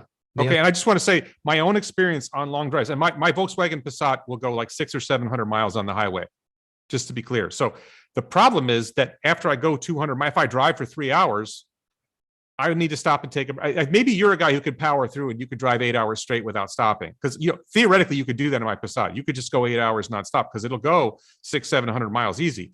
I just need to stop. I'm a little older than you. I got to take a few more bathroom breaks than you do. When this bottle is empty, it can be reused, Warren. Yeah. My long distance, I appreciate that. My back gets tight. Honestly, my back right now, sitting this long, my back gets tight. Oh, so, that's okay. You know what you need? You need a built-in massager, which ID4 has in both seats. So I love my ID4 massager because I also have a bad back because I play sports. Yeah. So I actually find it very useful for me on the long distance trips. Use it every time. I will say, I think the Tesla seats are phenomenal. And my Acura MDX that I had before also had great seats, but the Model 3 that I have, the seats are really, really good. All 4 seats. I've ridden in all 4 seats. Wouldn't you love a little bit of massage though? I never liked massaging seats. It never worked for me. I've been in cars that had them. It's just like a goofy feature. It doesn't really add much. Helps. All right. Yes. So I am through with my notes of things that I wanted to ask you about. I think I've pretty much covered everything I wanted to talk about. Is there anything you want to talk about? And I'll keep a look on the chat to see if anything comes up. But is there anything you wanted to talk about? Yeah, I think you had a super chat, by the way. I don't know. Like I always make sure that super chats are answered. I Ahead was of so everybody. into my conversation with you, I missed the super chat. Yeah, it was a while back, but I think I thanked him. okay, that's cool. Yeah. He just bashed you. He didn't say anything that was like something I could ask you as a question. No, I thought he had a question. I'm sorry. I mean, it was a while back, but I don't remember. But I think the biggest Tesla fanboy is actually in your chat. Is your moderator? ID4 is a flip flop. I don't even know what that means. He said ID4 is built like a gas car, but it's electric. Do you agree that it's built like a gas car? What does it mean? Build like a gas car? So this is actually I just did a video about Toyota. And what I think Toyota's getting wrong about BEVs. The criticism that a lot of Tesla fans have of the legacy auto OEM manufacturers is that instead of building an EV from a clean sheet, they use their existing parts and their existing chassis manufacturing methods or whatever. So they don't really go full on EV like Rivian and Lucid have. Is that what Mark thinks? That's what he said. I'm asking you. Oh, okay, yeah. Well, that's because Mark is a Tesla fanboy who's not. Is it a clean sheet build, or is it relying on past manufacturing? Over 3 years, that ID4, just like ID5 and so forth, are built on MEB platform. It is exclusive platform for the electric powertrain. The fact that he doesn't know this at this point only shows that he is not interested in anything outside of the Tesla bubble. But again, I expect nothing less than a moderator of this chat. ID4 is built like a gas car, but it's electric. It's just not true. It's literally, you have to be extremely uneducated and ignorant to say this at this point when it's been 3 years since they've announced it and told us and showed us how this works, and his MEB platform is the future for Volkswagen Group. What does the ID4 sell for these days? So in America, they're just about to open the Chattanooga, Tennessee plant, which I've also visited. In that case, it will start at $35,000 with 250 miles of range. Yes, and I think they've raised it, but I think it's 250. It'll probably go up just because everything's going up. So I just want to address something. Philip in the chat said Warren is correct. Apple started the smartphone revolution. I'm actually going to disagree with that because I had a Palm Treo. I think there was a bridge from flip phones to the iPhone, and the iPhone was a big jump in the smartphone revolution. But I thought the Palm Treo. Did you ever see the Palm Treo? It was called the hand-screen Treo and the Palm Treo. I'm surprised you don't consider then BlackBerry as a BlackBerry. No, BlackBerry. I was going to say was also a step on the path. I think Palm Treo was a step ahead of BlackBerry, but I think the iPhone was a really big jump. So I think it wasn't a start though. I thought the Palm Treo was amazing. I think Philip has a bit of a point because I think, yes, you're right. Like, for example, there was a Nissan Leaf, I believe, before Tesla had a Model S, right? Or there was an EV1 for sure before Tesla. But Tesla, Nissan Leaf for sure. Yeah. So Nissan Leaf would have killed electric cars, I believe, because it was such a bad car overall. It just turned everybody off by looks, by technology. So I think what he means is the Tesla Model S, probably maybe not the Roadster, but the Model S, was an iPhone in a sense. It actually turned heads and said, you know what, an electric car can be better than your crappy gas car. And it was true, right? With a good mileage, with what they call it, an iPad on the dashboard, which means a lot of touch interactions and stuff like that. So in that sense, it is kind of like an iPhone, because I never bought Apple products, but when Apple came out with an iPhone, I was like, sold. I had the same feeling when I saw an iPhone, when I saw a Tesla Model S, like, I can't believe it didn't exist before, and I must have one. Yeah.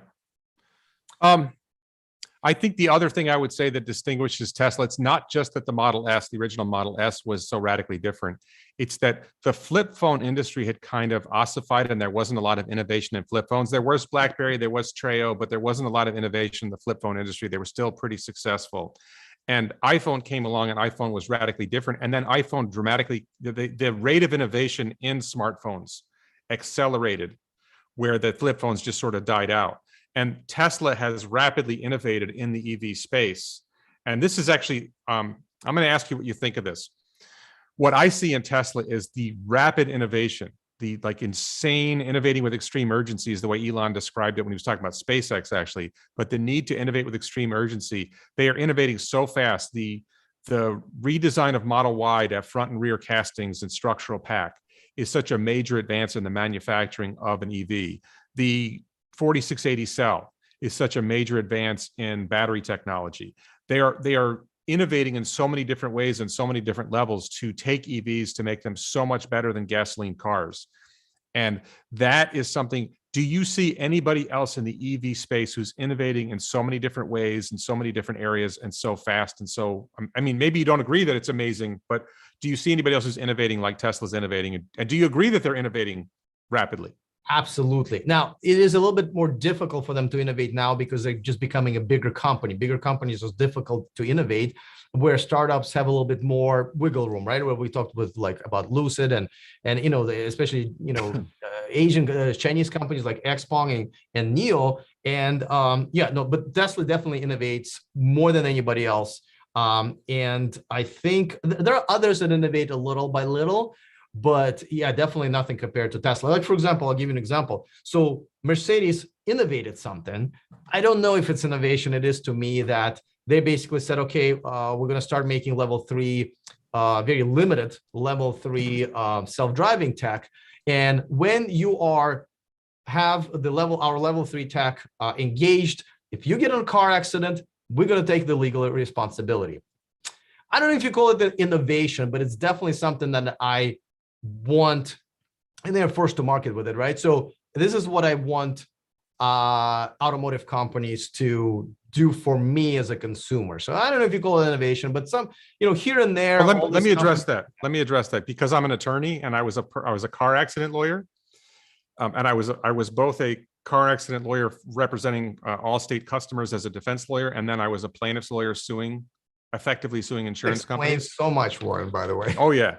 So what I would say is this: if I'm a lawyer and somebody gets in an accident, and they have $100,000 insurance policy, and it's like a $10 million case where somebody's paralyzed for the rest of their life in a nursing home, right? If I have a shot at suing Tesla, if I can argue, even if they say, hey, we're only level 2, the driver's responsible. If I can argue that there was something wrong with their system that contributed to the cause of this accident, I'm going to sue Tesla anyway. I think the distinction between level 2 and level 3 is not a lawyer's distinction. That's, what is it? The American Society of the Society of Automotive Engineers came up with that distinction. That's not a legal distinction that's going to necessarily hold up in court. And but that's not really a technological innovation. I did want to ask you, Brian, who's he flies drones over Giga Texas. He told me to ask you, he asked me to ask you this question. He said, ask about Cybertruck's shape and aerodynamics at highway speed. This is key for trucks. We were talking about innovation. And you seem to think that Tesla's innovation is slowing down because the company is going larger. I think Tesla's innovation is accelerating. And they're not making Cybertruck yet because of supply chain issues. But when you saw Cybertruck, when he describes this, do you see that Cybertruck will be inherently more efficient on the highway because of the aerodynamic design? I don't know. I said that let's do the test and see what the numbers say. I'm just going to follow the numbers. If it is, great. If it's not, okay. I don't expect a truck to be super efficient with that. So again, this is one of those things that I just don't really care about that much. Okay, and can we answer another question here? Don't you think Cybertruck is a very innovative concept? It is very innovative concept. Okay. Yeah. All right, go ahead. There's an interesting that people like I see that people say, ID4 doesn't have a frunk, and there are actually quite a few. One second. Thank you, HVAC 2001, for your super chat or super sticker. Yeah. Thank you. Go ahead. Sorry. So I think what a lot of people don't understand about frunks is that in order to have a frunk, you have to push a lot of stuff into the car, right? Like HVAC and stuff like that, right? So the whole car kind of shifts. And a lot of times, if you notice, vehicles with a bigger frunk or even e-frunk end up having less storage space on the back. So if you look at two cars, one has a frunk and another one doesn't have a frunk, a lot of times they end up with the same total storage space, a cargo space. One can argue that one larger storage space is better than two separate storage spaces in frunk and an actual trunk. So this is yet another ignorant thing that I think people say because, I don't know, they just think that because Tesla has a frunk, that means that's the best thing ever. But the reality and, reasoning and logic tells you that, there is a good reason. Like, I'm glad that my ID4 doesn't have a frunk because it has a humongous trunk. I'm a hockey player who plays goalie. I have a humongous set of my Ice hockey? ice hockey, well, ice hockey or roller hockey. Right now I play ice hockey. So, I'm glad I don't have a frunk, because then I wouldn't be able to fit my crap into the back of my car. So, again, peek your head out of the Tesla bubble and realize that the world is actually not that bad around it. Just to be clear, I almost never use the frunk. I have a frunk. I almost never use it. When I used the frunk, Warren, when I had a Tesla, to show off in front of people to see, oh, look what right? When we did a cross-country trip with 4 of us in the car, we used the frunk because we needed the space. But generally speaking, most of the day, I end up not using the frunk. But that's another thing, that this person dismissed an entire car because of one thing, while he didn't realize that it's actually a lot of times a negative rather than a positive. Yeah. That's what I'm talking about when I'm talking there's a mentality of living in the Tesla universe where they don't even ask themselves, well, why some people decided not to have a frunk? It's not a genius invention, but there is a reason, and they never have this critical thinking part of their brain thinking, something doesn't match here. I'm going to go and Google this and find out why other people do this and other people buy this. Like somehow their brains do not turn that way, and they're like, no frunk? Oh, that's crap. Right. So I had a different question for you. Sure. This and I'm going somewhere with this that you probably won't see coming, but I can't wait. Not a bad thing. Not like an attack. It's just a different topic, really. But we were talking about Tesla FSD, and there's this concept of the robotaxi. Do you think we're headed towards a robotaxi future, and how do you see the robotaxi future playing out? There is no doubt. As a matter of fact, even before Elon announced robotaxis, when you went to all these auto shows for years, they've been showing us self-driving pods, essentially. And they were all kind of, if not sponsored, but developed with the participation of the share riding companies, right? And now you see Waymo, now you see Cruise, now you see Uber, and others are essentially very much ahead in terms of like realistically where their product is with nothing but ride-share services rather than concentrating on passenger cars, right? I don't know how far you can take it from that, because I don't know how many people want to always take Uber and never have their own car. Like, for example, I never had an interest in Airbnb in my apartment, my house, because I don't like people sleeping in my bed and pooping in my toilet. Some people do. I just don't know where that ratio is. But we definitely are heading that way. And whether it's going to be Tesla robotaxis or Waymos, I think it's going to be both. Okay, really. But so there's a really big distinction between what Tesla's trying to do with robotaxi and what Waymo and Cruise are doing with robotaxi. Yeah, no, I get it. The really big distinction is that Waymo and Cruise can never scale because they can't get the cost below the cost of an Uber. So it will never be better than riding in an Uber. They're not on a path that would get the cost down to the point where the cost per mile of riding in their vehicle would be at least even, maybe we ultimately be competitive with Uber, but it's not going to be better than Uber. The stark contrast is the approach Tesla is taking. But so typically I think Uber in the past was around $2.50 a mile. I think with the problems in the economy and inflation, I think it's probably up to around $3 a mile now. Thank you, Brian, for your support. Thank you very much, Brian. Brian I've met Brian in person. He's the drone pilot over Giga Texas, or one of the drone pilots over Giga Texas. With the way I see it, Tesla is going to deliver a robotaxi system that will be 25 cents a mile in the long run, or $1 a mile in the near future and 25 cents a mile in the long run. And that's what gets people out of owning a car. If you can get the price of the robotaxi ride to be less than the price of owning your own car, because Americans spend about 70 cents a mile on their car when they own a car. If you can get to the point where the price of a robotaxi ride is significantly less than 70 cents a mile, now I might say, you know what? I'm going to save $5,000 a year by not owning my own car. And there's a convenience factor. We internalize the burden of owning a car, that you have to go get new tires, that you have to shop for a new car, you have to sell your old car, that you have to shop for car insurance, you have to change the wipers. There's all these things you have to do. You have to fuel the car. You have to walk out of the mall and search through a parking lot to find your car.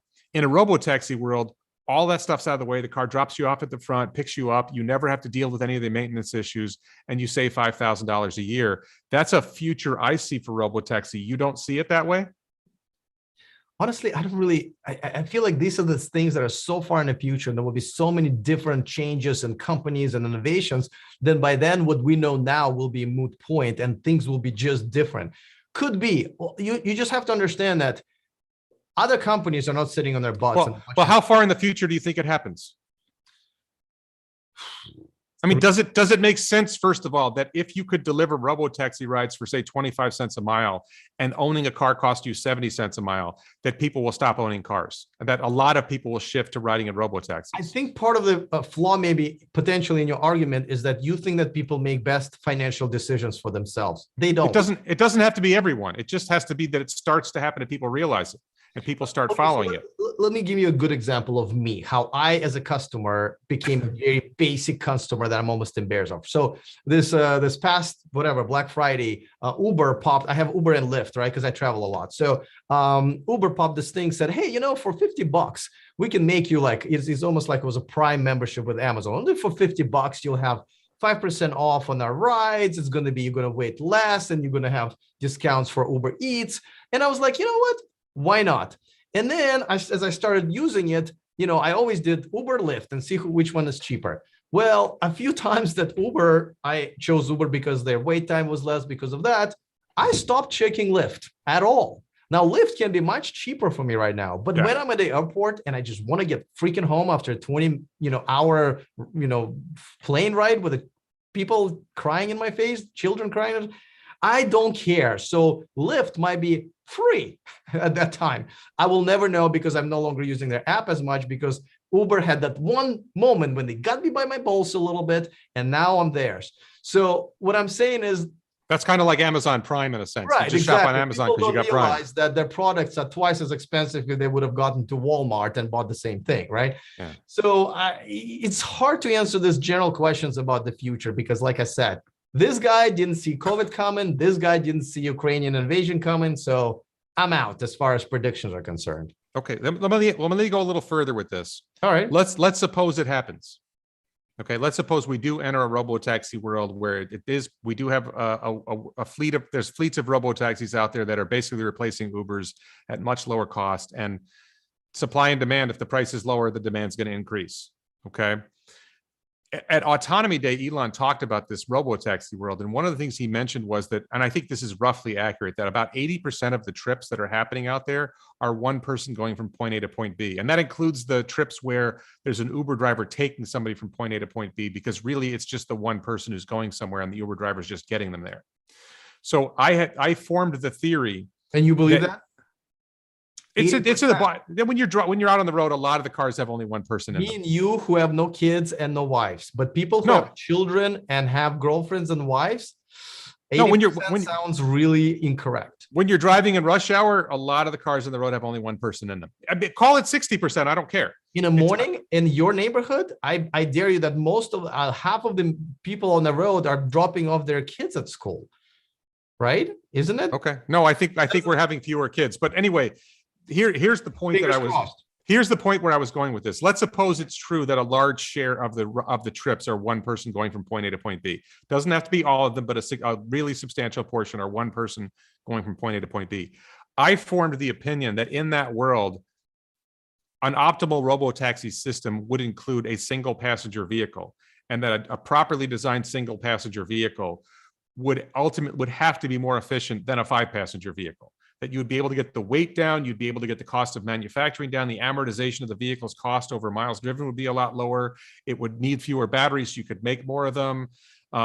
Does it make sense? Because, okay, the reason I'm bringing this up is because I'm starting up a company to make single passenger electric vehicles. I don't know if you knew this. I actually, my regular audience knows this. I'm starting up, I actually met with my attorney. The corporation is being formed. I talked to my engineer. I have a preliminary design for a prototype. I decided to redesign it for a second prototype to get the center of gravity lower. I'm actually seriously pursuing this. Does it make sense to you that in that world, it would be ideal to have a single passenger vehicle for efficiency's sake, even though there might be some other trade-offs? Yeah, I think as we're going with that, we already have a lot of single passenger rides. If you look at with those scooters and e-bikes that you're renting, right? So it's just going to be a matter of you having a little bit more room and your own cocoon, and you will be allowed to be on the road. Well, the e-bikes are limited in terms of velocity. They don't have the same safety protection. The concept. They don't have the same range. More are using one passenger vehicles, if you will. So I absolutely agree with you. I just think it's already started more than we think. Okay. All right. So I don't, yeah. When I get to the point of producing vehicles, Brian Silver says I should sponsor your channel. Will Warren sell his Model 3 and go full robotaxi? I think somebody asked me this twice now, or a similar question. If the robotaxi world comes into existence, then my Model 3 will go into robotaxi service. I'm not going to sell it. I'm going to make money on it as a robotaxi. I joke that the app will have a new button. The Tesla app will have a new button. It's the Go Make Me Money button. And you press you get to work at night. I don't have a 9-to-5 job, but in theory, you get to work at 9 o'clock. And you press the Go Make Me button, and you tell the car to come back and get you at 5 p.m. and the car goes, makes money for 8 hours, and then comes get you. That is what I would do if the robotaxi world hit. Although by that time I'm gonna have what's that? If everyone's doing it, I mean, the prices will plummet, right? I mean, if everyone's who's got a robotaxi will be like, and there's only so many people. Yes, but it's going to take a long time to produce enough vehicles for the robotaxis to establish enough supply for the demand for the price to come down. But you don't think that other companies will also do the same thing? Like they may come to market 2 or 3 years maybe after Tesla, but they will also have, I mean. Okay, wait a minute. You said 2 or 3 years after Tesla. Let me ask you a question.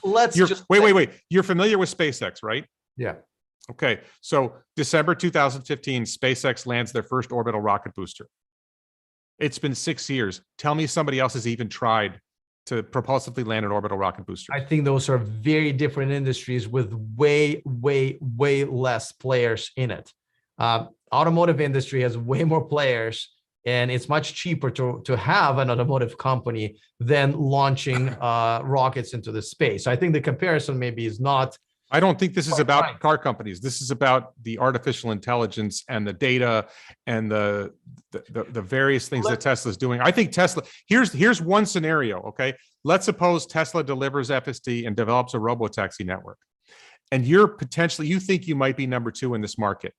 How much money do you have to invest to catch up to Tesla? And once you get there, if you succeed in increasing the volume of vehicles that are doing robotaxi work and you drive down the price, where's your profit? Where's your return on it? If you drive the price of robotaxi rides down, then where's your return on investment? In other words, you have to invest $10 billion to get there.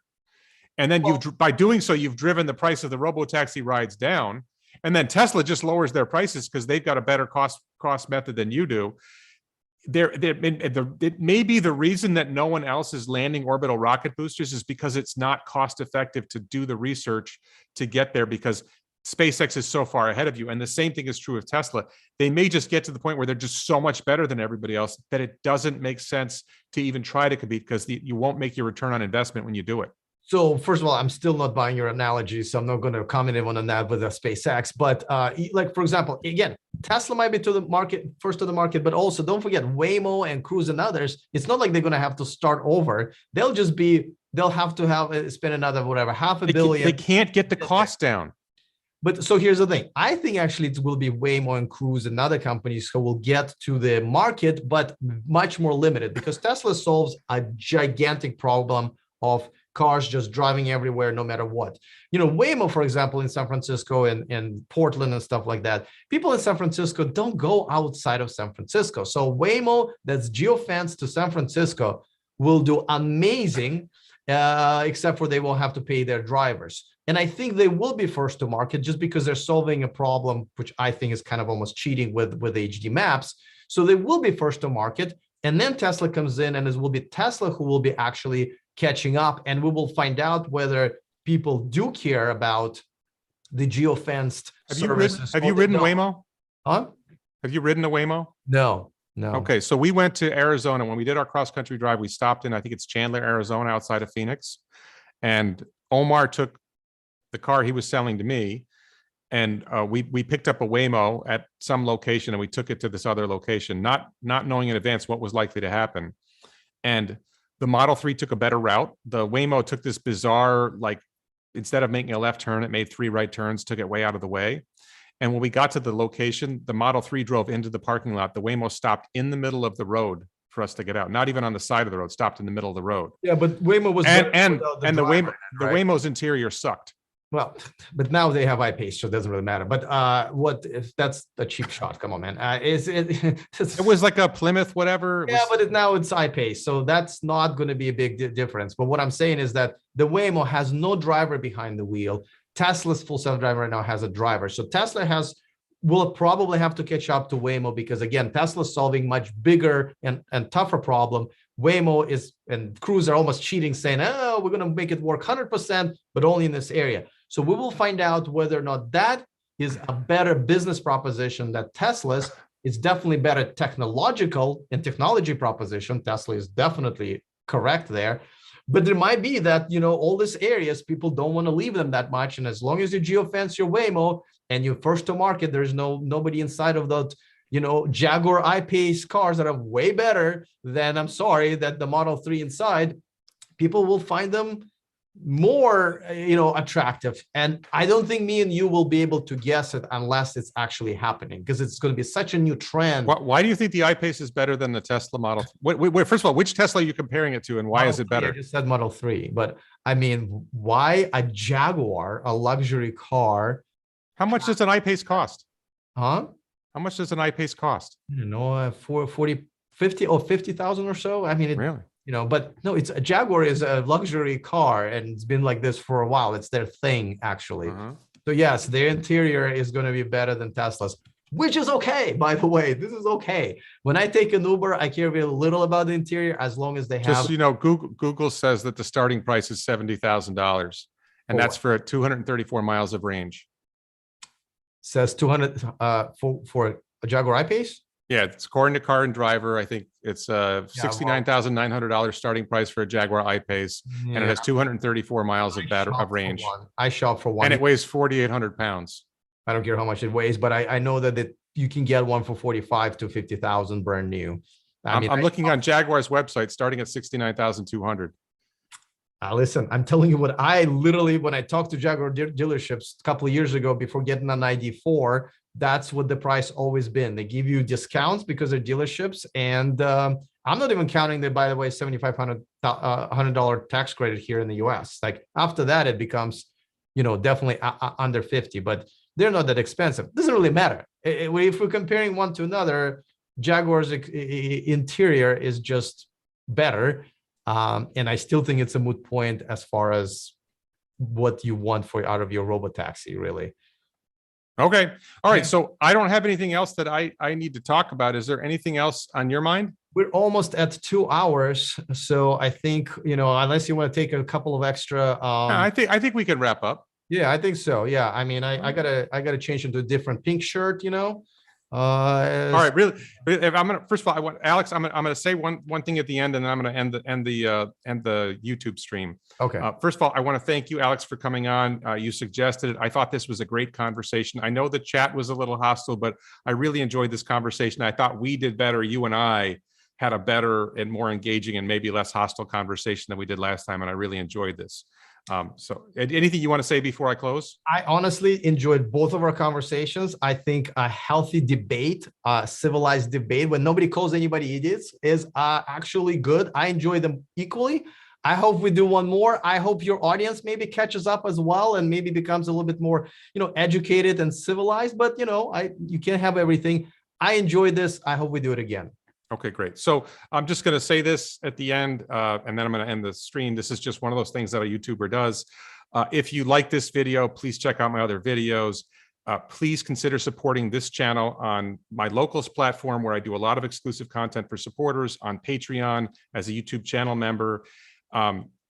Please check out the t-shirts, the Insanely Gigantic t-shirt, and on other t-shirts at elonbits.com. Links to all this in the description below. And please check out Alex's channel, support him. I'm sure he has a Patreon and everything else. Thank you so much for watching.